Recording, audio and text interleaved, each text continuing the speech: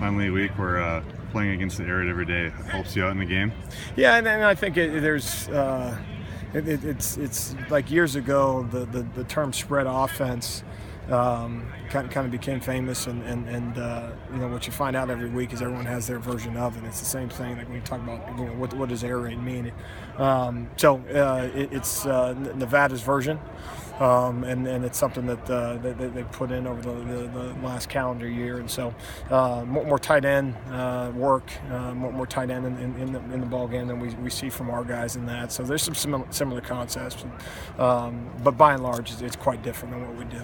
Is that the pistol influence with the tight ends? Is that kind of part of what they're doing? It seems to be, and that's just an added layer. I mean, it's a pain in the tail defensively when you got an offense has the ability to spread the field and kind of spread you wide, 50 and 3 and a third wide, and the ability to throw the ball and the want to throw the ball downfield and direct the ball downfield, and then you're also talking about pistol run game, and so it's a real challenge because you get kind of offensively the best of both worlds, which defensively it puts us in a bind. When was the first time as a defensive coach you saw the air raid? What year would it be? It would have been 2002. As a graduate assistant at the University of Missouri, we went to Lubbock, Texas, and played Coach Leach down there.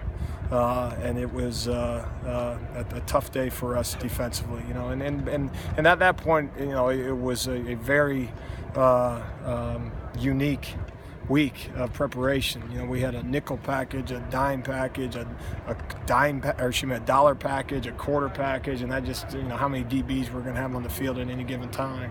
But the issue being that you come to find out is you have guys playing in positions that they don't normally play in, and so that was a hard lesson we learned. I guess it was 15 years ago. So no, that was my first experience with it, and it stresses you defensively, and it has for all these years.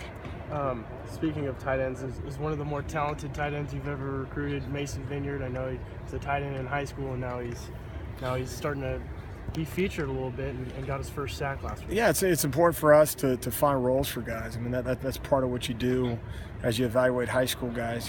Just positionally, what they play in high school is not necessarily their best position in college or how you kind of see them fit into your scheme. And so, and then once they're here, it's important to us that if a guy can help us make an impact on Saturdays, we got to do that regardless of there's some guys that are every down guys, there's some guys that are situational players, and so he's a guy that has earned the right to get some reps and some situational deals, and it's something we evaluate each week, and we'll do the same this week and see if it's something that he can be like a piece of what we do over the course of a game.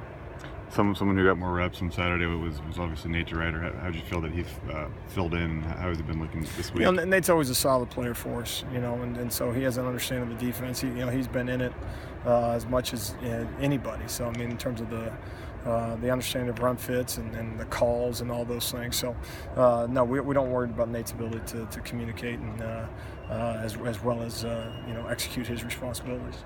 What were your thoughts after watching the tape against Oregon State? Marcellus Pippen's maybe not his best game against Boise State, but it seemed like he came back and played very strong. Well, I've been frustrated a little bit with the cornerback play in the first two games, and so I thought last week was better. Directing the balls underneath. As painful as it is sometimes to see a ball caught, if it's something that you're tackling in front of you, you get an opportunity to play the next down, and as you mix calls and those things, you got to do a good job from a coordinator standpoint to make sure that you're varying the looks for the quarterback and that. So in any event, a couple of balls caught in front of them, good perimeter tackling. The big thing, if they catch the ball for 10 yards, there's very few times where you say that 10-yard completion killed our defense. It's the 10 yards of completion that you don't tackle that goes for a long gain. And so was pleased with him over the course of the day. Obviously a real impact play in the backfield on the quarterback, and so that's obviously a positive, and that's a position not just with Pippins but all those corners that we need to get more production from. what might have been frustrating for you the first couple of weeks? Oh, just aggressiveness in coverage.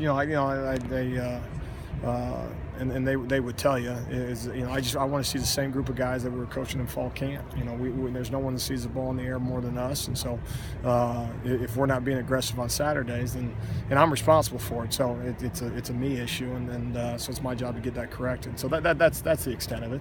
It's not a one particular play, but there's a style of play, and so in any event, we got to play that way this Saturday. What's your philosophy on those guys turning around when a ball is coming their way as opposed to just running forward? It's a lot of it's feel thing. The easy answer is if you can lean on a receiver, you can look back for the football. Anytime a ball is caught and you don't see a defensive back look back, the easy answer is, well, you should have looked back. Well, if you look back and all you see is the ball go over your head and into a receiver's hands, it doesn't do you a whole lot of good either. So, in any event, that's the easy answer. If I can put my body on your body, then I have a right to look back for the football.